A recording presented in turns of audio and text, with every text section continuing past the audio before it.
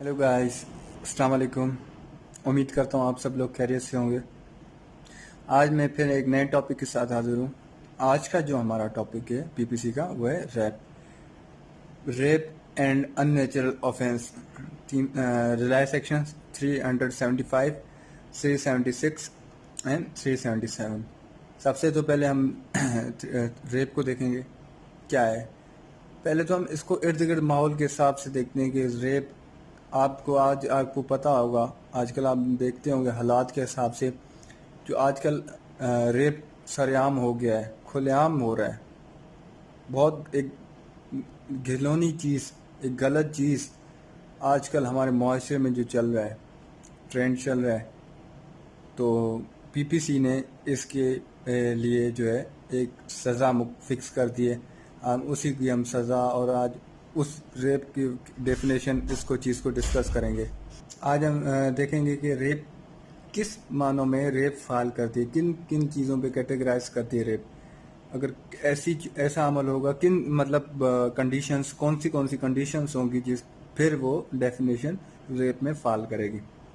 आज पहले हम देखते हैं 375 डेफिनेशन जो डिस्कस की गई है। A man is said to commit a rape who has sexual intercourse with a woman under circumstances filing any of 5 following description. कोई शख्स किसी लड़की के साथ इंटरकोर्स करता है विद इन फॉलोइंग जो 5 कंडीशंस बताइए, इन चीज़ों पे, इन कंडीशंस में अगर वो इंटरकोर्स करता है तो वो रेप में फाल करेगा। अब first one, against her will.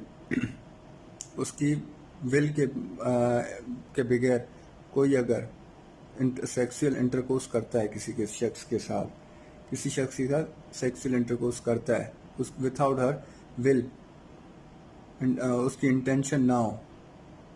अगर किसी के साथ लड़की को पता हो कि मेरे साथ रेप हो रहा है बट उसकी रजामंदी शामिल ना हो, उसकी अपनी विल शामिल ना हो, तो that also fall in rape.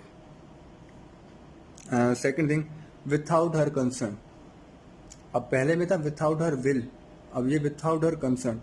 उसमें लड़की को तो पता था कि मेरे साथ एक गलत चीज़ हो रही है, क्या मेरे साथ एक चीज़ गलत हो रही है उसका इंटेंशन नहीं था बट इन कंसर्न उधर उसको बेहोश करके कोई ऐसा चीज़, उसको घिनौनी हरकत की जाए, उसको बेहोश करके जो अगली मतलब और शख्स को, औरत को पता ही ना चले कि उसके साथ कोई रेप भी हो रहा है। उसको बेहोश करके उसे कोई ऐसी चीज़ खिला के जो उसे बेहोश करके उससे सेक्स की जाए।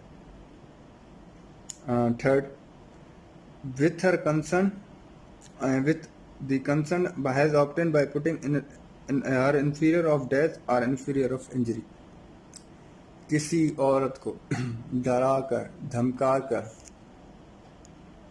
उसके ऊपर उससे सेक्सुअल इंटरकोर्स किया जाए, उसे धमकी देकर, डरा कर कि हम तुम्हें मार देंगे, तुम्हें हम जान से मार देंगे, तुम्हारी फैमिली को हम ये कर देंगे। अगर वो कोई शख्स करता है तो ये भी रेप में फाल करेगा। मीन्स सिंपल, किसी औरत को कोई शख्स डरा कर, मीन्स एक सिंपल से डरा कर कि भाई अगर तुम ये चीज़ नहीं करोगी तो हम तुम्हें मार देंगे, अगर ये तुम करोगे तो हम तुम्हें ज़ख्मी कर देंगे, ऐसी हालत कर देंगे। या औरत को डरा दें कि भाई तुम्हारी हम बदनामी कर देंगे, ये कर देंगे, ये वो डर की वजह से डरा धमका कर उससे रेप किया जाए, सेक्सुअल इंटरकोर्स किया जाए, तो वो भी रेप में फाल करेगा। मीन्स उसको धमका कर सेक्सुअल इंटरकोर्स करे, वो जो है रेप में फाल करेगा। Third condition. और अब फोर्थ कंडीशन है,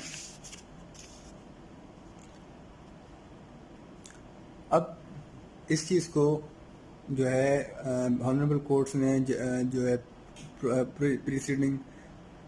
प्रीसीडिंग या केस लॉस के तहत जो जजमेंट्स आई हैं सुप्रीम कोर्ट की, उसमें ये कहा है कि जो डर या खौफ that is difference in from, means supreme court ने ये कहा है कि आप एक डर का मतलब ये नहीं है कि आपसे उसे डराया जाए, धमकाया जाए। इससे और भी मतलब वजूहत भी होती हैं कि किसी को ब्लैकमेल करना, किसे ब्लैकमेल करना, पागल करना या कोई ऐसी ब्लैकमेलिंग करके उससे इंटरकोर्स किया जाए तो वो भी रेप में फॉल करेगा। ये भी चीज़ ऑनरेबल हाई कोर्ट या सुप्रीम कोर्ट ने बहुत से अपनी अथॉरिटीज़ के लॉस में एक्सटेंड कर दिया, इसको भी इन्होंने वजाहत कर दी है, मतलब रेप को इन चीज़ों पे कंडीशंस को भी इंक्लूड किया गया।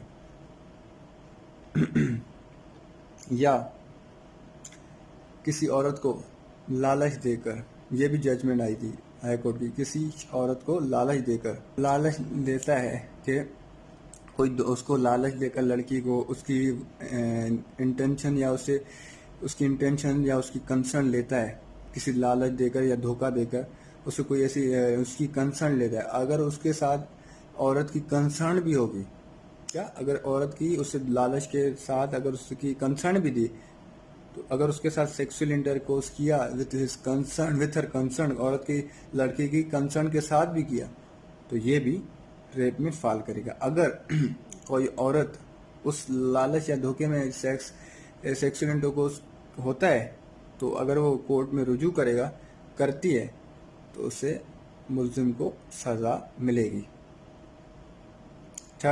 फोर्थ वन, ये तो दो जो मैंने बताई ये तो जजमेंट्स आई थी हाई कोर्ट या सुप्रीम कोर्ट की, उसमें इन्होंने वजाहत की थी। अब fourth condition, with her concern.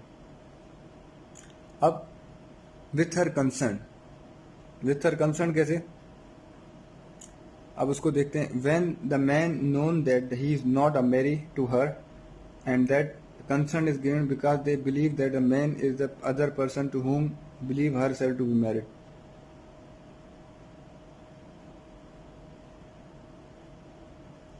अब इसमें क्या है, when the man known that he is not married to हर।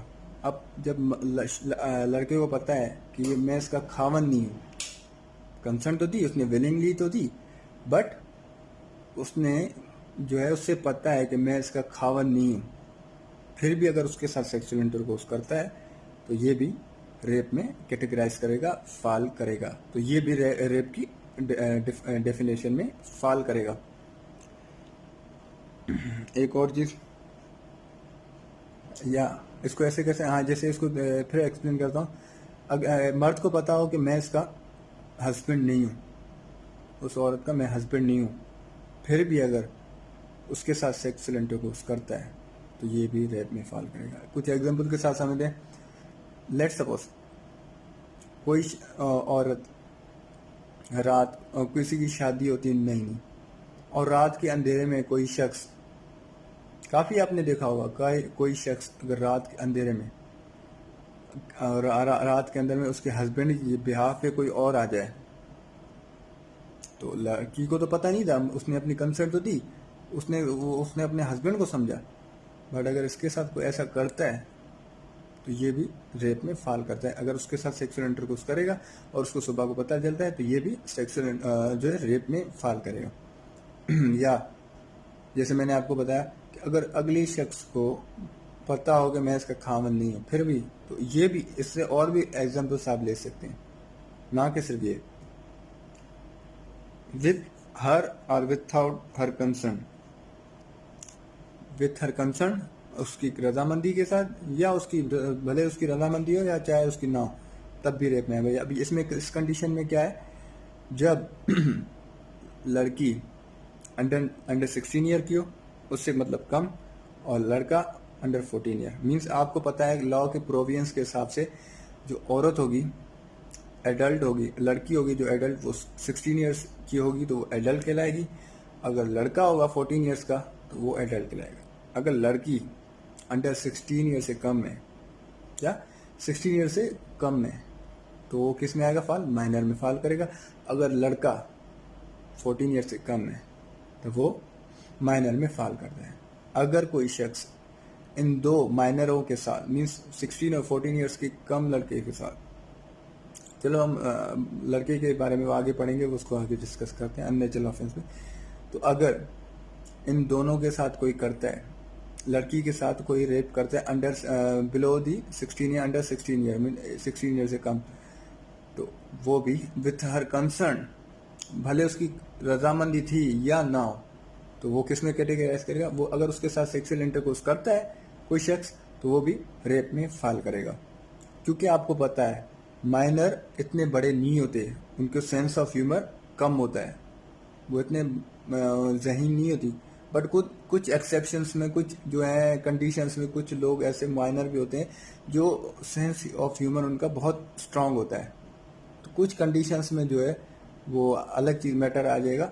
इधर जो है अगर ऐसा कोई करता है तो ये, अगर उस लड़की के साथ विथ हर कंसर्न या विथआउट हर कंसर्न कोई करता है सेक्सुअल इंटरकोर्स, तो ये भी रेप में फॉल करेगा। अगर कोर्ट में वो जाएगी तो अगर औरत की रजामंदी उसने दे दी, अपनी एक क्या कहते हैं कि कोर्ट में अपने आप को बयान दे दिया, तो उस पर सजा होगी।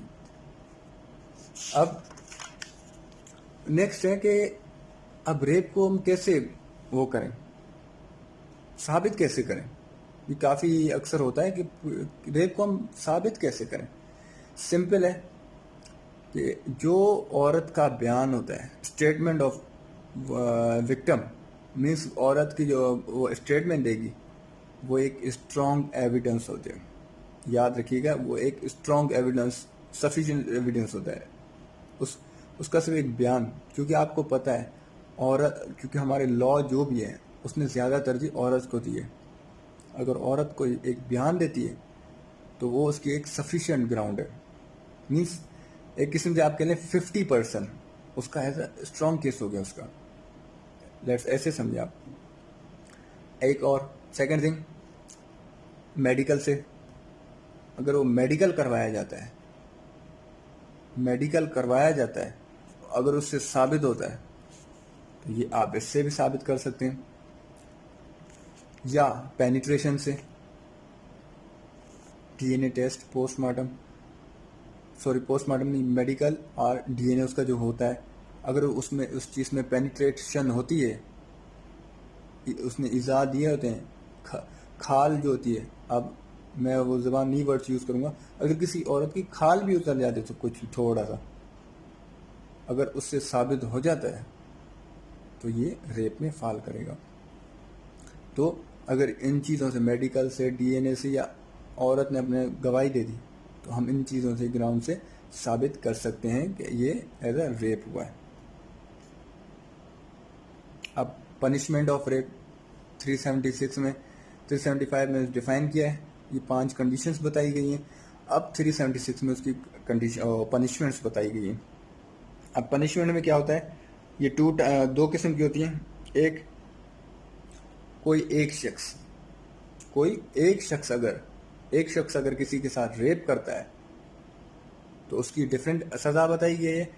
अगर कोई शख्स, ये पहली किस्म। अब दूसरी किस्म में ये है कि अगर एक से ज़्यादा हो कोई शख्स, 2 या 3 या 4, मीन्स कॉमन इंटेंशन के साथ, सेवरल पर्सन या अनलॉफुल असेंबली के साथ हैं, अनलॉफुल से 5 से ज़्यादा, या common intention several person, section 34 आपने याद हो, मैंने जो आपको डिस्कस किया था, अगर उनके साथ आते हैं, सेवरल पर्सन कॉमन इंटेंशन के साथ या प्री प्लान आते हैं, तो ये सेकंड एग्जाम हम दोनों को डिस्कस करेंगे, उनकी सज़ाएं देखेंगे।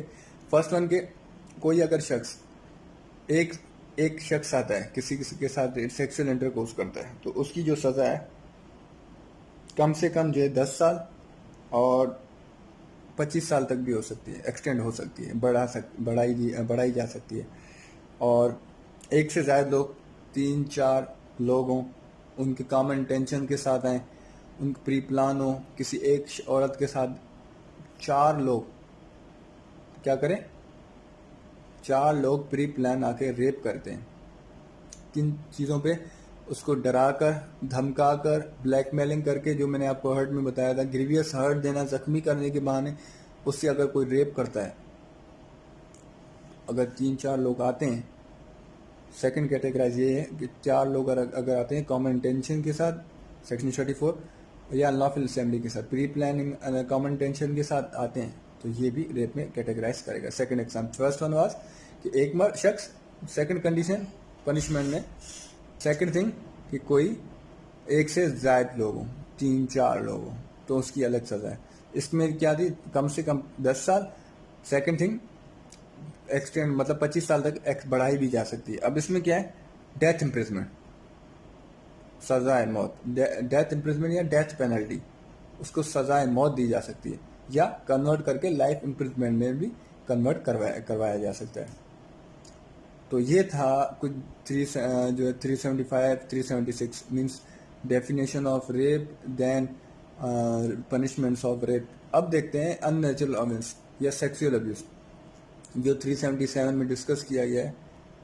उसमें ये बताया गया है कोई अननेचुरल ऑफेंस करता है, खुद अननेचुरल मीन्स अल्लाह ताला ने एक चीज़ कुदरत ने जो कायम की है शादी करना, उसके अलावा किसी सोडोमाइट मीन्स सोडोमाइट करता है या फक करता है किसी मर्द के साथ, किसी लड़के के साथ, या किसी जानवरों के साथ, एनिमल के साथ। कोई अगर किसी शख्स, एक लड़का किसी लड़के के साथ सोडोमाई करता है, फक करता है, या किसी जानवरों के साथ करता है, तो ये क्या आएगा, अननेचुरल ऑफेंस में फॉल करेगा।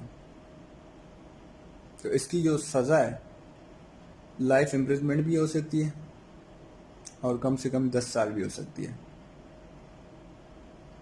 तो ये था मीन्स अननेचुरल ऑफेंस और उसकी पनिशमेंट। 377 में उसकी पनिशमेंट और उसको थोड़ा डिफाइन किया। फिर ये था रेप का और अननेचुरल ऑफेंस का। इंशाल्लाह फिर आगे हम जो है थेफ्ट, एक्सटॉर्शन और जो डकैती, इनको भी हम डिस्कस करेंगे।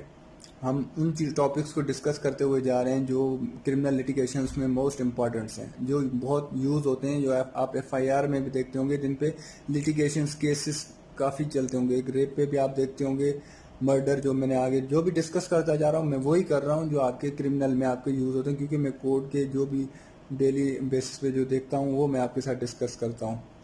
तो उम्मीद करता हूँ कि आपको ये लेक्चर पसंद आया होगा।